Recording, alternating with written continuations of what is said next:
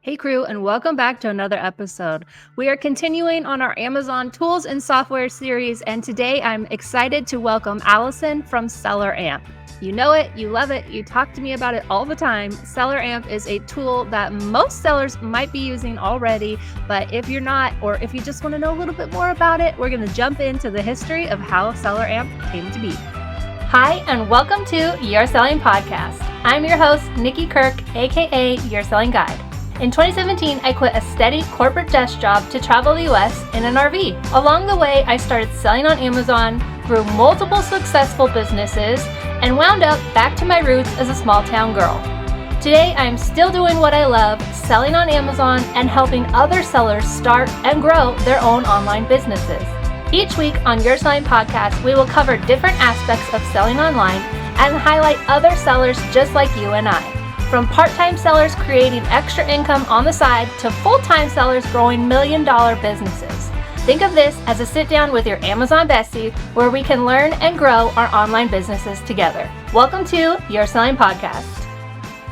So I'm very excited today to welcome Allison to the podcast. Allison is the wife of the founder, Al, of SellerAmp, and I love history in general, but I love history of companies specifically. So I'm very excited to hear just how SellerAmp came to be. So welcome, Allison. Thank you. It's a pleasure to be here, Nikki. And as a side note, he's now tagged me as the director of operations. So that's anything else that needs to be done that is in development. So right? I get that task too.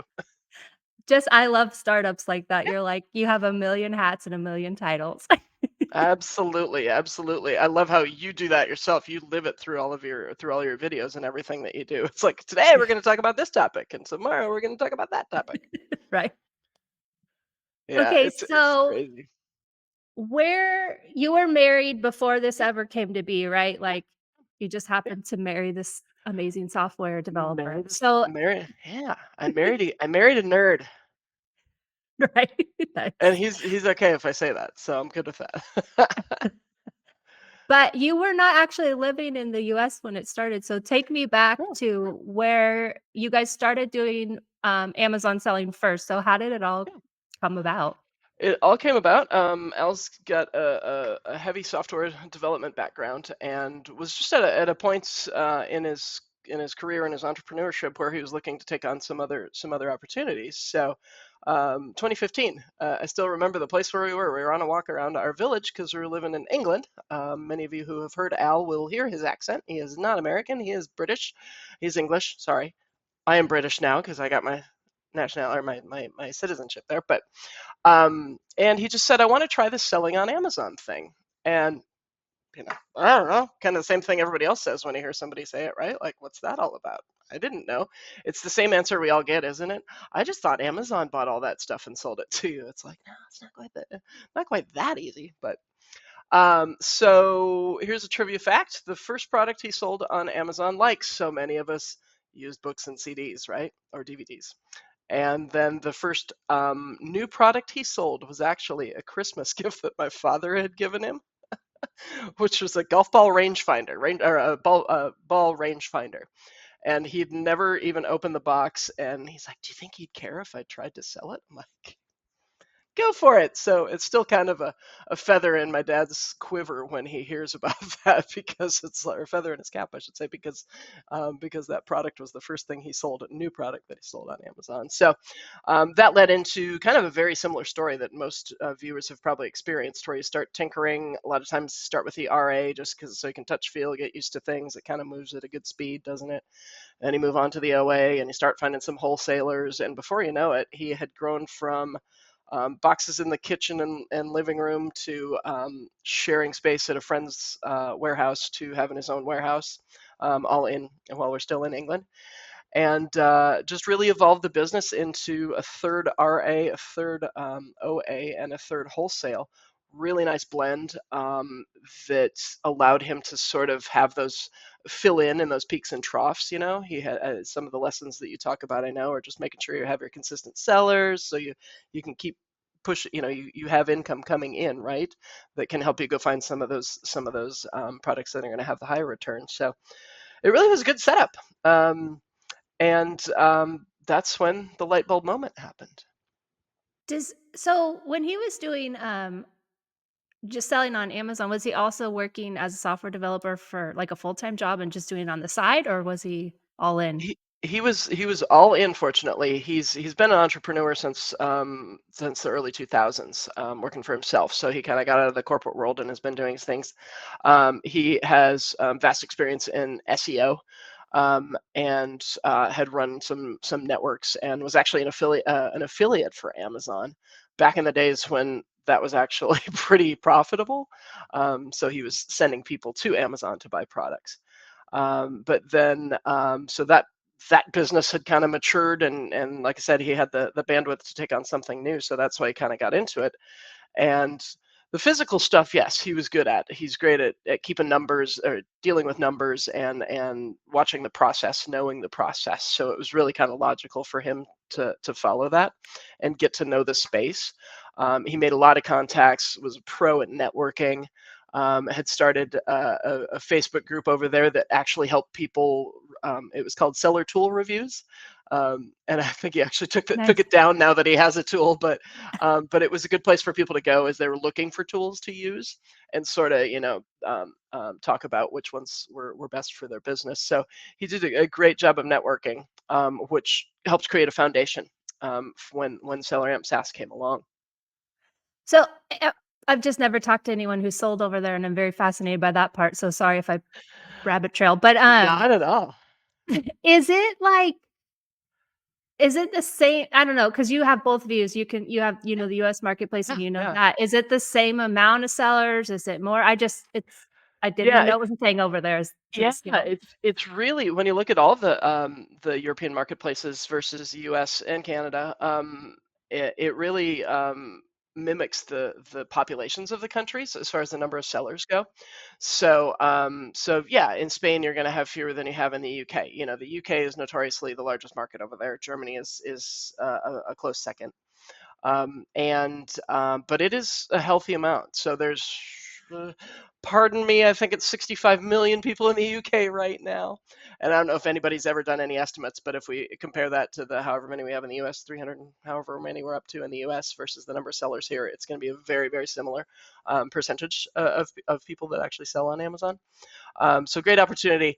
The challenge there is there's not as many retail stores to go to. So inevitably, you know, not so much then because it was still in its infancy, but now we hear of UK customers, just running into other arbitrageurs in the stores frequently, that type of thing. So literally, he hired a gal to go out and got a van for her, and she would go around to all these different metro areas. We were in a great spot where he could go an hour to this metro and an hour to this metro and that type of thing, and she would just comb all of her select list of stores in that area.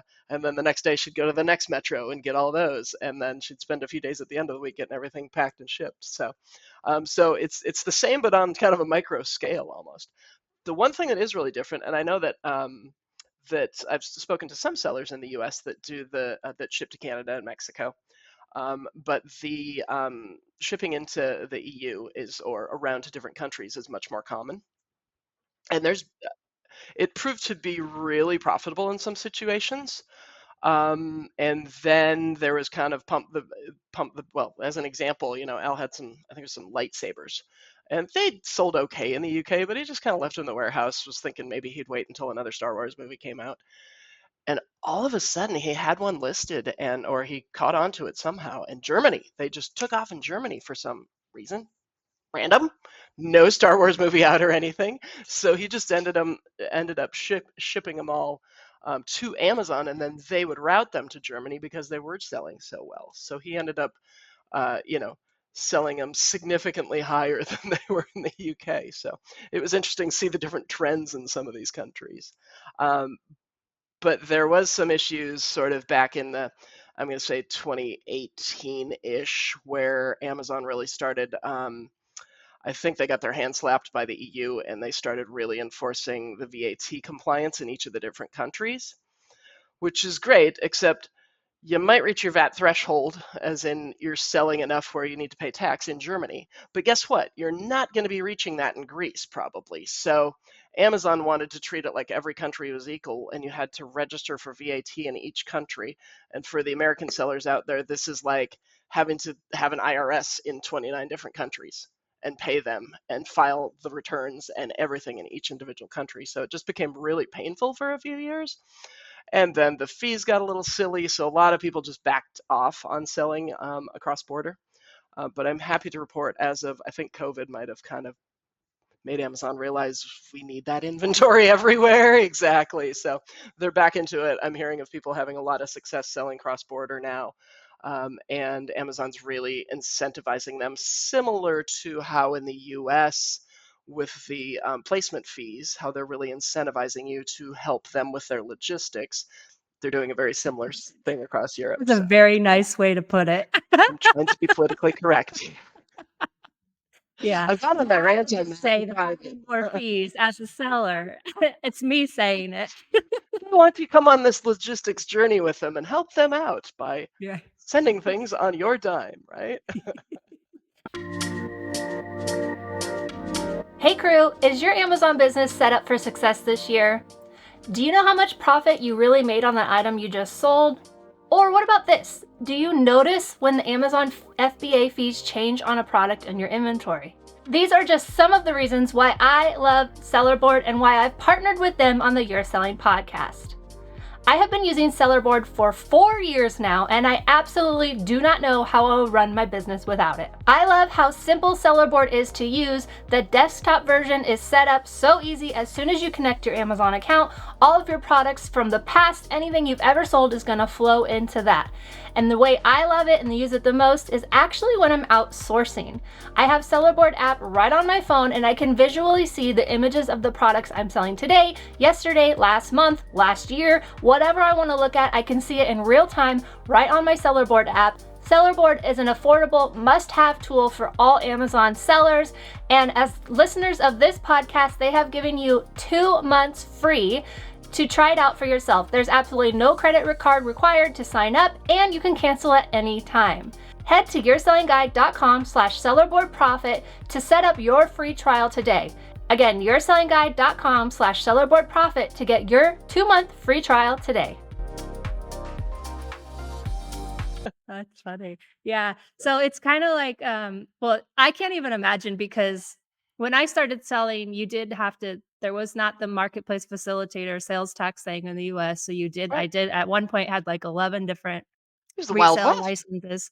But even that seems more complicated than even that, because I just every once in a while, like something sold in Canada back when I used to do remote fulfill, and I'll still get these emails about some kind of tax, and I'm like, wait, what is this? And I don't really look at them. I've asked Amazon, and they're like, well, it's nothing. I'm like, okay then. Okay, I'm leaving it alone then.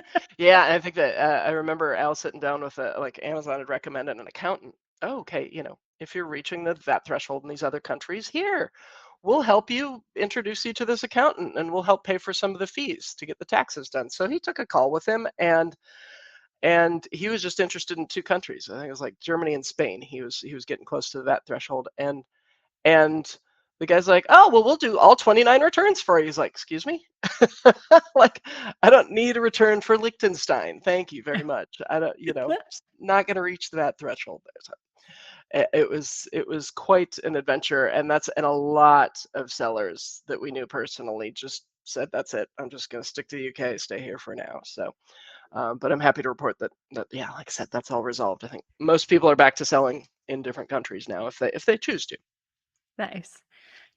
So he was selling, and what did the software come about as like fixing a need for him, or was he kind of moving away from selling? Does he still sell? Yeah, software has taken over the life. So, Yeah. but it was really out of his own need. So one visual that I always remember when I realized that he was having that light bulb moment was sitting in his favorite wholesaler, and such an awesome guy. But he moved at the speed of light, and I think it was like some children's bedding. And so he invited him up to his office. Hey, I got a new shipment in, come up here. And we're sitting in this guy's office. He's literally throwing this bedding at us going, how many of these do you want? How many of these do you want? How many of these do you want? And Al's just like trying to do the math in his head. And it was a big, huge metal building, and the cellular signal was horrible. So he couldn't pull up the SellerAmp to figure, it was, and that was one of those moments where he's like, okay, I can do this. I can build something that will help me with this. And then also the gal who's doing the RA for him, same thing. If she was going to spend over, I think it was like 300 pounds, she'd have to call him and make sure he was okay with it and that they were profitable products. And he's like, she shouldn't need to call me for this. She should be able to make that own judgment on her own. So those two are a perfect example of when he sat down and finally realized, hey, wait a second, I think I can figure this out. So the first version was just very, very basic, and it was just the calculator, and that was it. It was cost price, sale price, estimate the fee, and it would pull in the fees, and then you get a little picture of if it was going to be profitable. And so that evolved sort of 2018 into mainly 2019 was the main year that he was doing a ton of development on it, and then started sharing it with some of his network. Not intending to like come out with a software product. He's just like, hey, let me show you this thing I've been working on. And a couple of his contacts were like, can I use it? And he's like, that's the other light bulb moment. He's like, wait a second, I think there's a need here. So because the Seller app is great, but it doesn't have all the functionality. And it just provided that full picture plus the historic data in one spot. So that is where it evolved. And October of 2019 we launched, and then world's been interesting since then. So So it just kind of started out with the profit calculator, basically, right? And then it did. what did you kind of add on from there? Like, what was the process? Yeah, I would invite anybody to go look at our first YouTube video on our channel because it's the launch video in October of 2019, and it's cute, as I say. It's really cute. Being in the the profit calculator, having the alerts there to check if you're eligible, private label, any of the alerts that we show there was critical. Obviously, being in the UK, we had things like VAT to consider, so having a place where people could see what VAT was going to be due. Also, the other marketplaces, because that was so common at the time to be selling over there. I think it was about after we launched that they started clamping down on things. So being able to quickly, at the touch of a button, see how profitable that product would be in another country was another massive one. So those are kind of the few that we started with, and then it just kind of evolved from there to things like historic view of the rank of the BSR, things like how many price increases or decreases has it seen in a certain time frame, the offers panel showing who else is on the listing and what price they're at. So we really started then plugging in, just listening to the audience and seeing what other types of things were going to be needed, and then trying to figure out, go to the drawing board and figure out how to put them in there. And then along the way, also doing administrative things like being able to make notes against something, or put a tag on something, or export it to a Google Sheet, or things like that help us stay organized, which is just so critical. And I know that you're a big fan of stay organized as you go Yeah. through this process, aren't you? So then it just kind of evolved, and a lot of especially in the initial year or two, a lot of things came from customer suggestions. Um, Things that we were able to implement quickly because it didn't exist. Even things like, you look at the product panel, which is always the panel on top that always shows all the images, the ASIN, the UPC or EAN, the title, all those things you need to know to confirm you're looking at the same product that is on the listing. Yeah. Little things like that. Hey, can you include a link over to the Amazon listing? I'm like, brilliant idea, Mr. Customer. Yes, we can. So we love just, having the mind of a seller really helps in the software process. There's plenty of people in the space that don't have experience selling, and it kind of shows sometimes. And even with our own development team, they've never sold, so we kind of have Yeah. to explain the mind of a seller to them. It's like, no, it's really helpful if you can highlight in bold the one that has the buy box right now, because that's what everybody's kind of looking at right now. So just little things like that have made a big difference, and that's the feedback that we get, is that it really feels like a seller was involved in creating the product. So Nice. I'm sorry to say we don't actively sell currently, but we do have our partners that do sell on a daily basis. So we've got lots of people we can refer to when it comes time to really get down to the nitty gritty and talk about things like fee changes and that type of thing. How it's That's awesome. So I know for me, I love it for online arbitrage specifically. I have like the little I there's so many tools and plugins on just that you can have for Amazon. And so I just like Google Chrome because I can turn whatever one on and off. But I use it for online arbitrage because of the Google Sheets. I There's no way that I would be able to keep track of all of my orders, what came, where was the listing, like, and for me, it's been a game changer for that alone. and that's part of the game, isn't it? When you is staying organized. And I still recall some of our first workshops that we did as we were launching and just talking to some new sellers. And like, not only do they not have an idea about how much Amazon's going to charge them to fulfill the product, right? But they don't have any idea how complicated how many products they're going to be going through um, to find the right ones. Al used to joke around. He's like, one of the purposes of our product is to help people get to know faster. So you know that it's nope, move on, nope, move on. But you go through a lot of those, and before you know it, you got thousands of products in your history, and you're trying to remember which one it was that was going to be so great for Mother's Day or something like that. It's like, oh. So yeah, so staying organized just becomes key, and that's just in the sourcing space. But to your point, then taking it out of there onto receiving, packing, picking, shipping, all that fun stuff. It's a whole logistical process that you got to be prepared for, whether you're doing it in your bedroom, in your living room, in a warehouse. We all have the same issue that we have to keep it organized, don't we? Um, Otherwise, you get inventory sitting on the shelf, not doing you any good, collecting Right. dust. That's right. Wait, is that listed? Oh, no, shoot. Yeah, We did I do actually that. chatting with a seller one time at another workshop that we did, and he was explaining how he was actually going to leave the workshop and go do some RA. We're like, okay, we'll see you at dinner. He comes back, he's like, oh, look what I found. He was so excited, and he started talking to a bunch of us about all of the products that he had found, and he was showing us pictures of his house and everything. And somebody's like, we all just our mouths were agape. We're like, you need to ship some of this in.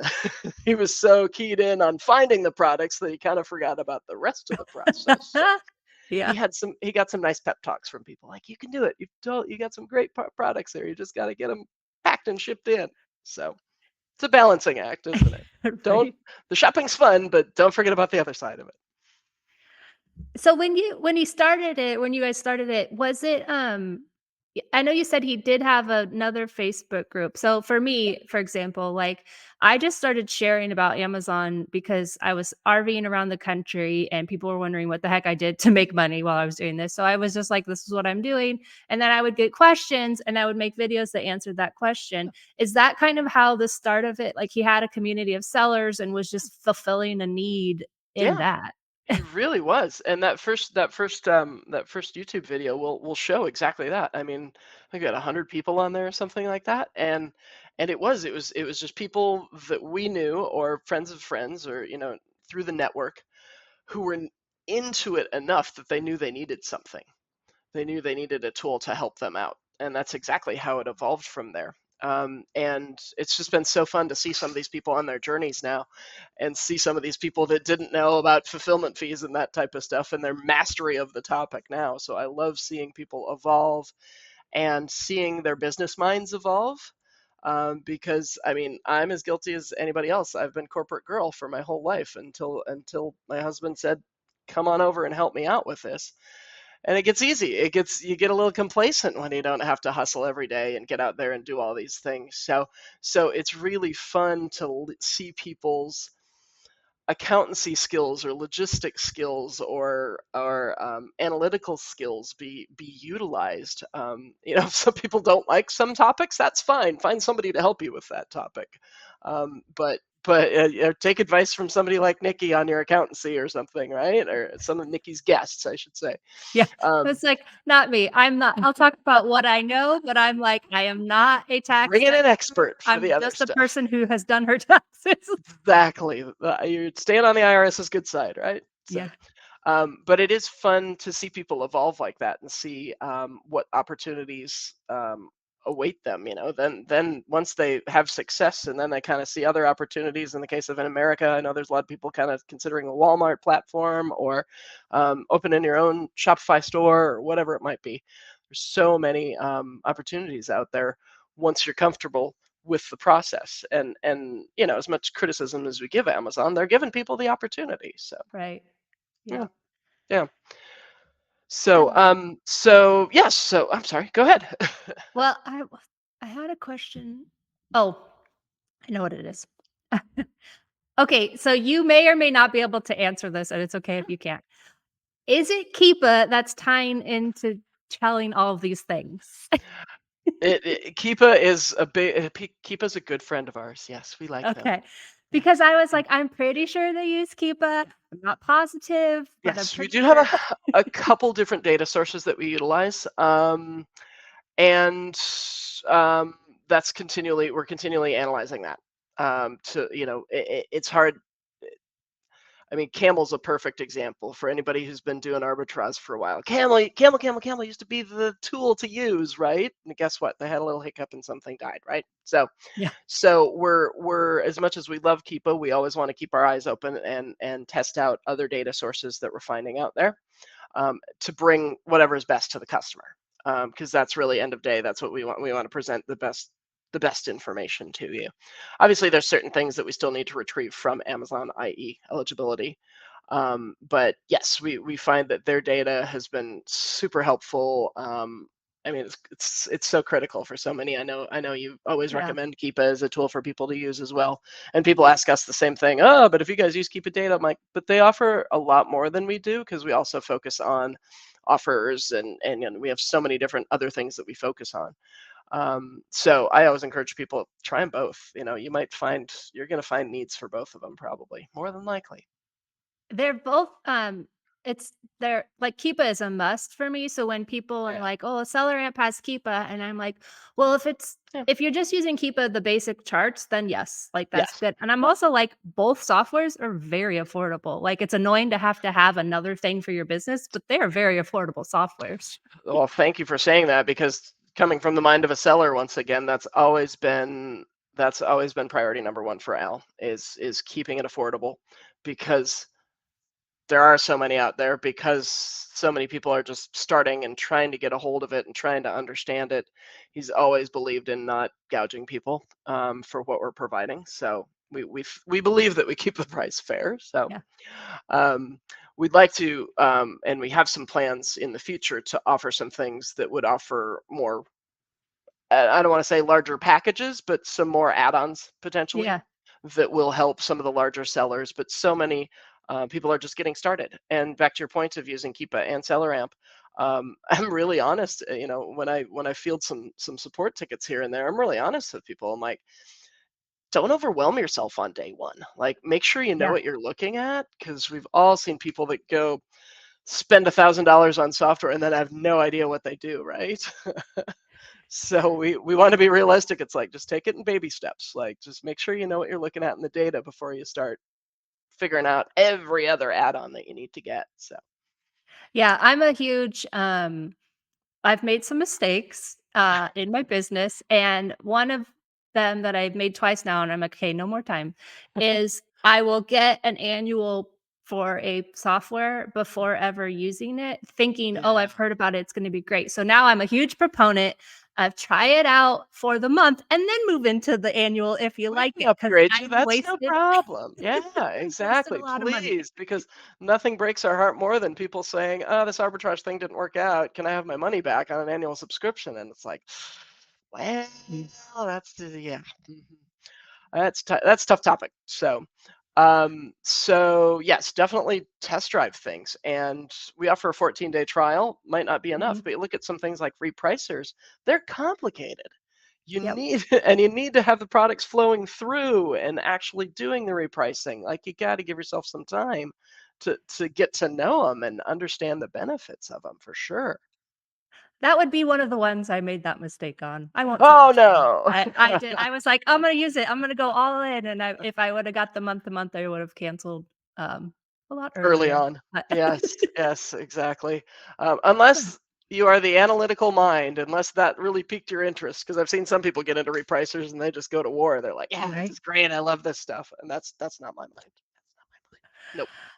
Nope. Okay, so you mentioned Walmart, and I know that's a Yes. huge platform up and coming Yeah. in the Yeah. US, and unfortunately, they keep denying me, so I'm on the back burner for that right now. But is that something that you guys are looking into? You Because there's know, no software for it right yeah, I was now. gonna say we'd be silly not to. I'm not gonna sit here and say, we're going there tomorrow. But we have had conversations with people about it, so I will just leave it at that. Yeah. That we are very aware of. I guess we'd say the proactiveness that Walmart is having in trying to overcome Amazon. So some of the sellers that we've spoken to are just saying they're welcoming people with open arms, and we're kind of thinking they might do the same for us too, potentially. I don't know. So it's in discussion. I will say that. Nice. Yeah, because 'cause I've chatted with a couple Walmart sellers. I don't know why they keep denying me. I just gave up on asking for now, but, that there's just it's like a shot in the dark. Like, you don't Yeah. know if it's gonna sell or not. There's literally no data, and so it's Yeah. like a good and Yeah. bad because you could find amazing things, but yeah. Yeah. Yeah. Exactly. But then again, yeah, exactly. But we've um, coming from people who've sold on Amazon over there, who kind of have an idea of selling and reselling, and kind of use some of their Amazon knowledge on Walmart. They've had a lot of success from what we're hearing. So, Yep. and without a lot of the challenges that Amazon presents to us. So as of right now, is, SellerAmp is just for Amazon, or does it work for eBay, or, like, It is is there just for any Amazon. We one of our panels has a quick link over to eBay where you can double check if a product is listed there, but it is just for Amazon right now. So we wanted to stay in that space. We wanted to the other thing that you'd mentioned the tools before. We want to make it seamless between the three tools, and so you're out in a store doing RA. Guess what? Scan that product, do full analysis when you got your big screen and you're at home, type of thing. Yep. Or my favorite is the web app, which, oh, poor web app, not as many people use it, but you get all your panels in front of you so you can look at everything at one time. So we kind of want to make it interchangeable within the Amazon space to use all three tools. So we've always been keen on keeping everything the same between all three of them. And should we go to another platform, I would think we would do a similar approach too, where we want you to have the same view wherever you might be. So Nice. I one of the things I love about it is how you can customize it, because some people care about how many sellers are on it and how much stock yeah, they have. I don't, but I just love that you can, like, push what you wanna see up to the top and what you thank don't you. wanna see down to the bottom.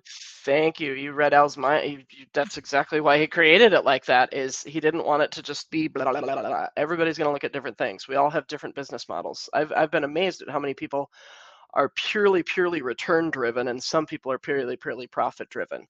Um, a lot of times the return driven becomes when they have staff, and it's like, no, don't buy it unless it's this percent. Other people are just, nope, pure profit. So um, that was definitely an eye opener, and a perfect example is that quick info panel, which so many people love. Just right at the top, you can actually customize those what's shown there. If you go into your settings. So if you're not interested in profit, great, you can turn it off so your people won't even look at profit. But then also to your point, if you want to see, some people are very keen on offers, great, put that at the top, move all that other stuff to the bottom. You're not going to sell in Europe, great, turn off European marketplaces. You don't need to do that. So you can really customize it to make it useful, especially on the extension and the mobile app, where you do just have the single line of everything there, and you don't have the big monitor in front of you to look at everything. Yeah. So what are some of the things, that I don't know what all you could talk about, but, like, where are you guys growing into, or pain points that you've heard from Yeah, sellers and yeah. trying to help? I think we're continually trying to help people with their selling journey. So we're going to continue for our new folks to try to help educate them. We would be silly to just try to sell them a product and not help them in everything else that's involved with it. So we'll continue to try to communicate with people on, here's best practices, here's how you find things, anything that we can do to help you learn more about the space. But then we also respect that we have more mature customers who have been with us for years and are growing businesses and need more. They need more speed, they need more capability, and those are the things that our product team are looking at, is how can we add more value for those customers that are longer term customers that have their business model in place and just need a tool like us to do more for them. So those are things that we're continually looking at, and I'm not gonna let any cats out of the bag today. Oh, dang. Okay, I tried. Um, do you have like a Facebook group or something, or is this your YouTube channel? Where do you Yeah, we do. So we've chat got with YouTube customers? channel. Yep, exactly. We've got YouTube. We've got some influencers on there that are continually putting out content on both RA and OA. We've got Instagram. We're very active in answering questions on, and Twitter as well. Excuse me, X. It's always going to be Twitter to me. Our most active group is our Facebook group, and that's where a lot of people ask questions, not only about the software, but about arbitrage in general. Hey, have you guys had problems with this brand, or what about this category, or things like that? So definitely track down our Facebook group and hop in there and pose any questions that you want. Is We've it got all sorts of folks there ready to answer. So. is it free to join, or It is is. it like a Yep. SellerAmp? Nope. Nice. Yep. It's free to join. We'll ask for your email address. You don't have to give it to us, but we'll ask you for it, and that's it. And then just hop on in and join the conversation. It's also when we launch new features or updates or things like that. That's where that information will get posted as well. So oftentimes you see Al lurking around there answering some questions every so often, which is kind of funny. Nice. So it's, yeah, exactly. So pose a philosophical question to him. You might get an answer out of him, everybody. So like Allison Yeah. mentioned, there is a 14-day free trial. And then if you use the code Nikki, or it's selleramp.com/Nikki, NIKKI, you can get 50% off of your first month. And then when you do the annual, I'm just saying from my experience, it's very affordable. So the annual is not all that much. Last I looked, which may or may not be, is around $200. You can get Depending on which 5% off of the package you do, annual. yes, either 200 or 280. So yeah, and we'll just reiterate again, yeah, selleramp.com/Nikki, take you right there, and then yeah, there's a place you can enter a coupon code, either Nikki or Nikki_annual if you want to do the annual, and then you'll get like you said, 50% off the first month or 5% off the first year, plus your 14-day trial. And we think that you will see what we're trying to accomplish here, and you'll see the mind of a seller built into the whole layout. So we just invite you to come along and try, everybody.